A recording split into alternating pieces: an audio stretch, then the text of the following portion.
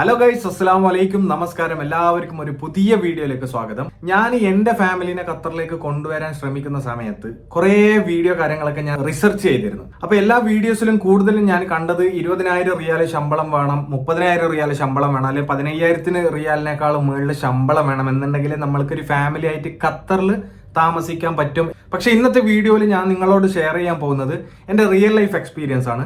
ഒരു ആവറേജ് സാലറിയിൽ ജീവിക്കുന്ന ഒരാൾക്ക് ഫാമിലീനെ ഇവിടെ കൊണ്ടുവന്നിട്ട് താമസിക്കണം എന്നുണ്ടെങ്കിൽ അത് പറ്റുമോ ഇല്ലയോ, അതിനുള്ള ചെലവ് കാര്യങ്ങൾ എന്തൊക്കെയാണ്, എത്രയൊക്കെയാണ് എന്നുള്ള ഡീറ്റെയിൽഡ് വീഡിയോ ആണ് ഇന്നത്തെ ഒരു വീഡിയോ. അതുകൊണ്ട് തന്നെ ദയവായി നിങ്ങൾ ഈ വീഡിയോ സ്കിപ്പ് ചെയ്യാണ്ട് ഫുള്ളായിട്ട് കാണാൻ ശ്രമിക്കുക. ഇനി നിങ്ങൾക്ക് ഈ ഒരു വീഡിയോ യൂസ്ഫുൾ ആവുന്നില്ല എന്നുണ്ടെങ്കിൽ നിങ്ങളുടെ ഫ്രണ്ട് സർക്കിളിലോ ഫാമിലിയിലുള്ള ആർക്കെങ്കിലും ഇങ്ങനെ കൊണ്ടുവരാൻ താല്പര്യപ്പെടുന്ന ആൾക്കാർക്ക് ഈ വീഡിയോ ഒന്ന് ഷെയർ ചെയ്ത് കൊടുക്കുക. കാരണം ആവറേജ് സാലറിയിൽ ലോ ബഡ്ജറ്റ് ആയിട്ട് നിങ്ങൾക്ക് നിങ്ങളുടെ ഫാമിലിയെ ഒത്ത് ഖത്തറിൽ എങ്ങനെ ജീവിക്കാൻ പറ്റും എന്നുള്ള കാര്യമാണ് ഞാൻ ഇവിടെ ഷെയർ ചെയ്യാൻ പോകുന്നത്. അപ്പൊ ഡയറക്റ്റ് നമ്മൾക്ക് വീഡിയോയിലേക്ക് എടുക്കാം.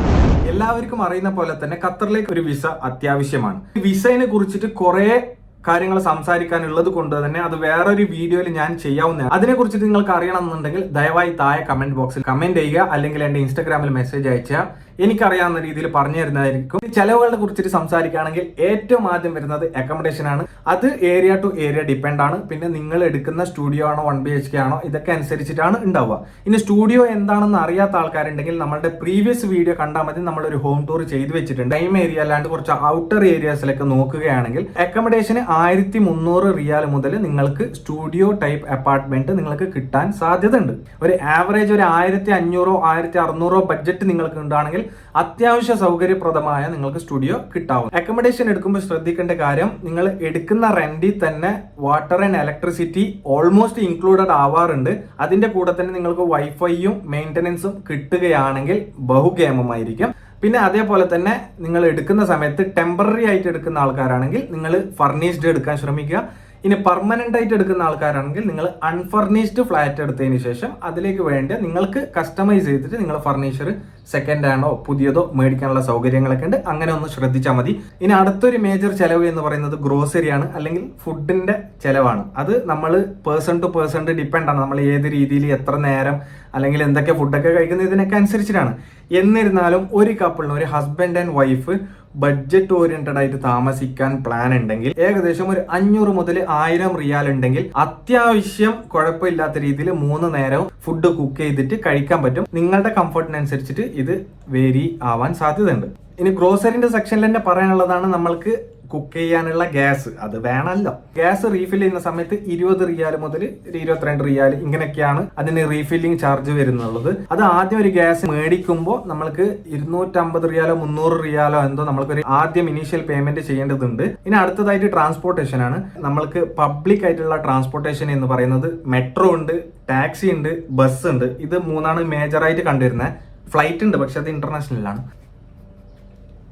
മെട്രോയിൽ നമ്മൾക്ക് വരുന്ന ചെലവ് എന്ന് പറയുന്നത് ഒരു സ്ഥലം മുതൽ അടുത്ത സ്ഥലം വരെ 1 ട്രിപ്പ് പോകാൻ വേണ്ടിയിട്ട് നമ്മൾക്ക് ഒരാൾക്ക് 2 റിയാലാണ് ചെലവ് വരുന്നത്.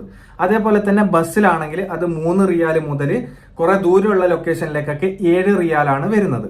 ഇനി ടാക്സിയിലാണെങ്കിൽ മിനിമം 8 റിയാൽ 9 റിയാൽ തൊട്ട് സ്റ്റാർട്ട് ആവും. പിന്നെ ഡിസ്റ്റൻസ് അനുസരിച്ചിട്ടാണ് വരുന്നത്. നമ്മൾ മെട്രോ സ്റ്റേഷനിൽ പോയി കഴിഞ്ഞാലും ബസ് സ്റ്റേഷനിൽ പോയി കഴിഞ്ഞാലും നമുക്ക് കാർഡ് മേടിക്കാവുന്നതാണ്. അതിൽ തന്നെ നമുക്ക് ടോപ്പ് അപ്പ് ചെയ്തുകൊണ്ട് നമുക്ക് ട്രാവൽ ചെയ്യാൻ പറ്റുന്ന സംവിധാനം ഖത്തറിലുണ്ട്. പിന്നെ ഉള്ളതാണ് നമ്മൾക്ക് വീക്ക്ലിയോ ഡെയിലിയോ മന്ത്ലിയോ ഇങ്ങനെ ഒരു എന്റർടൈൻമെന്റ് പർപ്പസ് പുറത്ത് പോവുക, കറങ്ങിയടിക്കുക, തിരിച്ചടിക്കുക, ഇങ്ങനെ ഒക്കെ ആയിട്ട് വരുന്ന ഒരു സംഭവം. അപ്പൊ അതിന് വേണ്ടിയിട്ട് ഫ്രീ ആയിട്ട് കാണാൻ പറ്റുന്ന കുറെ സ്ഥലങ്ങളുണ്ട്. മോൾ ആയിക്കോട്ടെ, ബീച്ചസ് ആയിക്കോട്ടെ, പാർക്ക് ആയിക്കോട്ടെ, റോഡുകൾ ആയിക്കോട്ടെ, കറണ്ടിന്റെ കമ്പങ്ങളായിക്കോട്ടെ, വെള്ളത്തിന്റെ പൈപ്പ് ആയിക്കോട്ടെ, മ്യൂസിയംസ് ഒക്കെ ഉണ്ട്. പെയ്ഡ് ആയിട്ടുള്ള അമ്യൂസ്മെന്റ് പാർക്സ്, റിസോർട്ട്, മൂവീസ് ഒക്കെ. നമുക്ക് മൂവീസിന്റെ ടിക്കറ്റ് ഒക്കെ 20 മുതൽ 30-35 റിയാലൊക്കെ ടിക്കറ്റ് ഒക്കെ കിട്ടാൻ സാധ്യതയുണ്ട്. അപ്പൊ അങ്ങനെ പെയ്ഡും അൺപെയ്ഡ് ആയിട്ടുണ്ട്. എന്നിരുന്നാലും പുറത്തൊക്കെ നമ്മൾ ജസ്റ്റ് ഒന്ന് പോയിട്ട് ഒരു ഫുഡൊക്കെ അടിച്ചിട്ട് ഒരു വീക്കെൻഡ് സ്പെൻഡ് ചെയ്തിട്ട് ഒരു ചെറിയൊരു രീതിയിലുള്ള കറക്കവും മറക്കൊക്കെ ആയിട്ട് വരികയാണെങ്കിൽ ഒരു 100 റിയാൽ 150 റിയാൽ ഇങ്ങനെ അത് നമ്മൾ ചെലവിനനുസരിച്ചിട്ടാണ്. അപ്പൊ അങ്ങനെ നോക്കുമ്പോൾ ഒരു എക്സ്ട്രാ നമ്മൾ കയ്യിൽ കരുതുന്നത്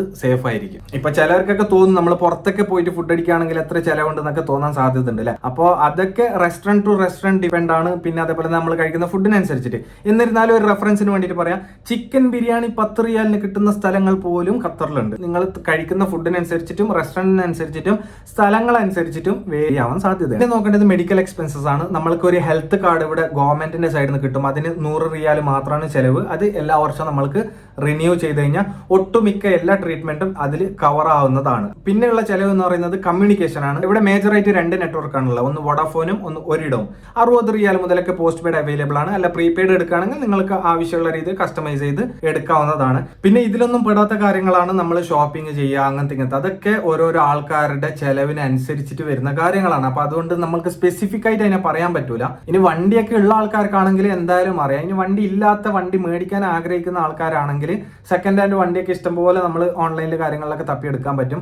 ഒരു 3000-4000 റിയാൽ മുതലൊക്കെ അത്യാവശ്യം ഒരു വണ്ടിയൊക്കെ നമുക്ക് എടുക്കാവുന്നതാണ്. പെട്രോൾ അങ്ങനെ തന്നെ ലിറ്ററിന് 2 റിയാൽ മുതലൊക്കെ നമുക്ക് കിട്ടുന്നുണ്ട്. അപ്പൊ ഗൈസ്, ഒരു സമ്മറി ആയിട്ട് പറയുമ്പോൾ ഒരു ചെറിയൊരു ഫാമിലിക്ക് അത്യാവശ്യം ബഡ്ജറ്റ് ഫ്രണ്ട്ലി ആയിട്ട് താമസിക്കുമ്പോൾ 3000 മുതൽ 4000 റിയാൽ വരെ ചെലവ് വരാനുള്ള സാധ്യതയുണ്ട്. പക്ഷെ എന്നിരുന്നാലും ഇതിനേക്കാൾ കുറച്ച് ശമ്പളത്തിൽ ജോലി എടുക്കുന്ന ആൾക്കാർക്ക് ഇതൊരു സംശയമാവും. ഇത്രയും ശമ്പളം ഇല്ലല്ലോ, പിന്നെ എങ്ങനെയാണ് ഞാൻ എൻ്റെ ഫാമിലിനെ കൊണ്ടുവരിക, പിന്നെ എങ്ങനെയാണ് ഇതൊരു ബഡ്ജറ്റ് ഫ്രണ്ട്ലി ആയിട്ടുള്ള ഒരു കണക്ക് ആവുക. അങ്ങനെ ഇരിക്കെ നിങ്ങൾ ചെയ്യേണ്ട ഒരൊറ്റ കാര്യമാണ്, ഇപ്പൊ അക്കോമഡേഷനാണ് ഏറ്റവും മേജർ എക്സ്പെൻസ് നമ്മൾ കണ്ടത്.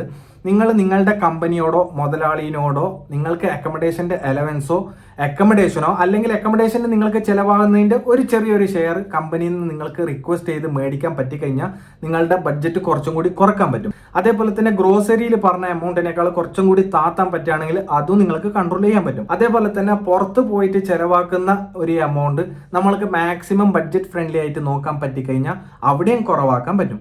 അതേപോലെ തന്നെ നിങ്ങളുടെ ഫാമിലി, അത് നിങ്ങളുടെ ഹസ്ബൻഡ് ആയിക്കോട്ടെ വൈഫ് ആയിക്കോട്ടെ, അവരെ കൊണ്ടുവന്നതിന് ശേഷം അവർക്കൊരു ജോലി നിങ്ങൾക്ക് മേടിച്ചു കൊടുക്കുകയാണെങ്കിൽ നിങ്ങൾക്ക് ഷെയർ ചെയ്തിട്ട് ഈ ബഡ്ജറ്റൊക്കെ സുലഭമായിട്ട് അച്ചീവ് ചെയ്യാൻ പറ്റുന്നതായിരിക്കും. പക്ഷെ എന്നിരുന്നാലും നമ്മളുടെ ഒരു മിഡിൽ ക്ലാസ് ഫാമിലിന്റെ ഒരു കൾച്ചർ എന്ന് പറയുന്നത്, അതായത് നമ്മൾ ഇവിടെ കിട്ടുന്ന ശമ്പളത്തിന്റെ ഭൂരിഭാഗം എമൗണ്ടും ഒരു മേജർ ഒരു 80% 90% എമൗണ്ടും നമ്മൾക്ക് നാട്ടിൽ പല രീതിയിലുള്ള കമ്മിറ്റ്മെന്റ്സ് ഉണ്ടാവും. ഇപ്പോൾ വീട് വെക്കുന്ന ആൾക്കാരുണ്ടാവും, കല്യാണത്തിന്റെ ചെലവ് വരാൻ സാധ്യതയുള്ള ആൾക്കാരുണ്ടാവും, ബാങ്ക് ലോൺ എടുത്ത ആൾക്കാരുണ്ടാവും. അങ്ങനത്തെ ആൾക്കാരൊക്കെ കിട്ടുന്ന ശമ്പളം മുഴുവനായിട്ട് നാട്ടിൽ അയക്കുന്ന ഒരു പ്രതീതി നമ്മളെ ഇടയിലുണ്ടല്ലോ. അങ്ങനെയുള്ള ആൾക്കാർക്ക് സ്ഥിരമായിട്ട് പെർമനന്റ് ആയിട്ട് ഒരു ഫാമിലിനെ ഇവിടെ കൊണ്ടുവന്ന് താമസിപ്പിക്കണം എന്ന് പറയുന്നത് കുറച്ച് ബുദ്ധിമുട്ടുള്ള കാര്യമാണ്. എന്നിരുന്നാലും ഞാൻ ഫസ്റ്റ് പറഞ്ഞ ബഡ്ജറ്റിൽ നിന്ന് കുറച്ച് കൺട്രോൾ കാര്യങ്ങളൊക്കെ ചെയ്തിട്ട് ഇതിൽ നിന്നും മാറി വേറൊരു കുറഞ്ഞ ബഡ്ജറ്റിലും നിങ്ങൾക്ക് നിങ്ങളുടെ ഫാമിലിയെ കൊണ്ടുവന്ന് ഇവിടെ സുഖമായിട്ട് താമസിക്കാൻ പറ്റും എന്നുള്ള ഒരു വീഡിയോ ആയിരുന്നു ഇത്. ഈ വീഡിയോ ഇതുവരെ നിങ്ങൾ കണ്ടിട്ടുണ്ടെങ്കിൽ ദയവായി ലൈക്ക് അടിക്കാൻ ശ്രമിക്കുക. അതേപോലെ തന്നെ ഫ്രീ ആയിട്ടുള്ള ഒരു ഓപ്ഷനാണ് ചാനൽ സബ്സ്ക്രൈബ് ചെയ്യുക എന്നുള്ളത്. ചാനൽ സബ്സ്ക്രൈബ് ചെയ്ത് കഴിഞ്ഞാൽ നമ്മൾ കുറേയും കൂടി അധികം നല്ല വീഡിയോസ് ആയിട്ട് ഇനി മുമ്പോട്ട് വരാൻ ശ്രമിക്കുന്നതായിരിക്കും. ദുനിയാവിന്റെ ഏത് കോണിൽ വേണമെങ്കിലും ഇരുന്നോളി സുഖമായിട്ടും സന്തോഷമായിട്ടും അടിച്ചു പൊളിച്ച് ലാവിഷായിട്ട് ജീവിക്കുക. അസ്സലാമു അലൈക്കും, നമസ്കാരം. ഖുശ് റഹോ, ചുപ്പ് റഹോ, സബ്സ്ക്രൈബ്.